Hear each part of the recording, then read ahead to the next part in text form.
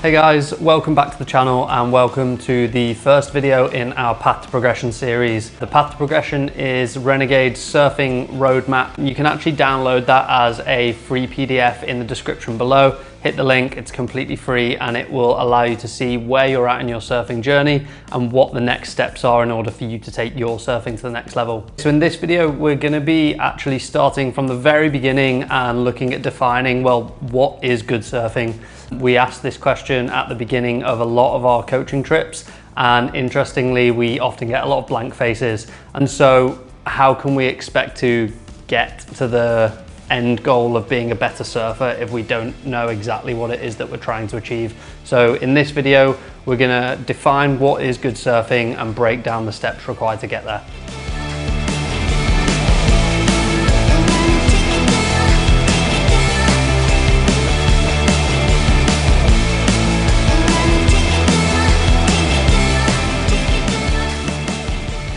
This is a concept called drawing the longest line, and I first saw this concept described by Boydie, one of Renegade's coaches, and for me it stuck with me as the best way to define what is good surfing and to be able to understand what we're trying to achieve when we're on a wave and when we're trying to progress to the next level. As a level 1 surfer, a beginner, the line that you draw might look something like this.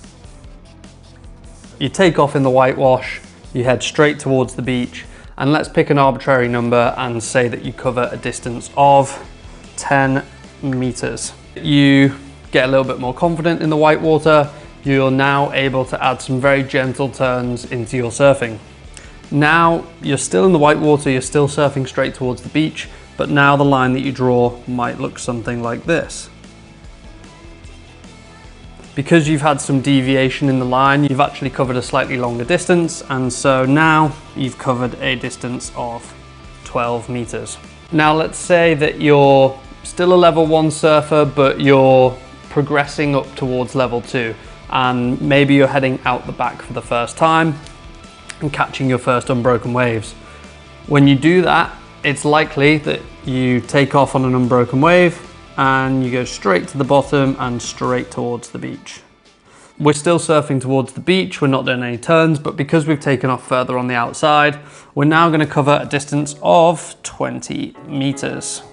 The first step in being a level 2 surfer is to be able to take off on unbroken waves out the back and trim both left and right. So for an early level 2 surfer, the line that you now are able to draw would look something like this.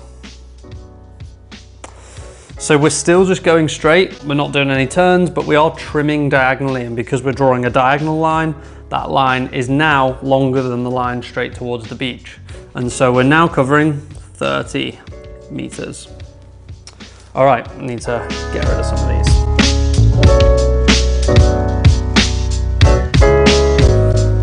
Okay, so on to the next step. We've become a competent level 2 surfer. We are able to do some basic pumps down the line and maybe a very simple cutback. And so now our line might look something like this. Couple pumps, cutback, couple pumps. Because we've added in some pumps, we're covering a little bit more ground, and now we are covering 35 meters. On to level 3 surfing. So this would be kind of what we would typically call intermediate surfing. A level 3 surfer might be able to take off, bottom turn, a basic cutback. So we're not going to go all the way back here because that would be quite an advanced cutback, but maybe we can go back towards the whitewater here, not all the way, redirect, come up the wave, couple pumps, and our line might look something like that. Obviously, we're now covering quite a bit more ground than the level 2 surfer. And so now we're covering a distance of 50 meters. Let's fast forward into level 4 surfing. Level 4 surfers are typically surfing vertically in the pocket with a variety of maneuvers. And so therefore a level 4 surfer's line might look something like this. Take off, deep bottom turn, top turn snap, couple pumps, big roundhouse cut back. Start again, couple pumps, bottom turn, snap. And so you start to see that now we're covering significantly more distance. We're on the same wave, we're using the same wave face, but if you were to trace the line that a level 4 surfer draws, they're going to be covering much more ground on the wave. And so now we might be covering a distance of 70 meters.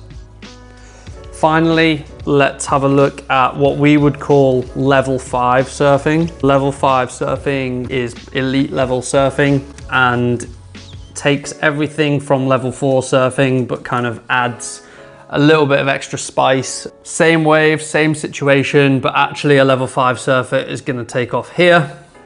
They're going to draw a line through the tube. They're going to come out. They're going to do a super deep bottom turn, and they're going to snap it right in the hook. The wave starts to wall up. They do some pumps, and now they go up, hit the lip, aerial, land back here into a big roundhouse cutback. And again, you can see how we've progressed the line once again, where the level 4 surfer might have been doing a bottom turn here. We've now taken a much deeper bottom turn, and where the level 4 surfer might have been doing a carve here, the level 5 surfer has extended their line even further by going up and above the lip. The distance covered by the level 5 surfer might be 80 meters. Hopefully that's a good demonstration for you of what we're actually trying to achieve when we're going out surfing. What I like about this is that it's not about doing tricks. We look at surfers like John Florence, we look at surfers like Ethan Ewing as being sort of the pinnacle of good surfing. And the reason that we love their surfing so much is that they are linking maneuvers, and the only reason they're able to do that is because they're covering so much ground on a wave.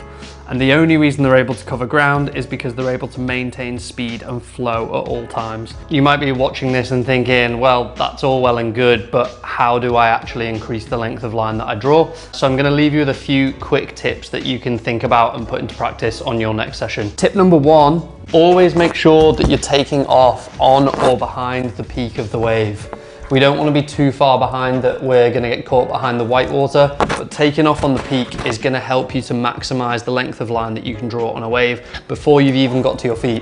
If you're taking off here on the shoulder, you've already sacrificed all this potential length that you could have had, and this is where a lot of the speed and power is going to come from the wave. So make sure you're taking off on the peak and you're going to maximize the length of line that you can draw. Tip number 2 is to always complete your turns fully. And what do we mean by that? That means that every single turn should finish back here at the critical section of the wave, either next to the white water or in the white water. If you do a cutback and you're finishing here on the shoulder, 1, you're going to lose speed, but 2, you've also sacrificed extra length of line.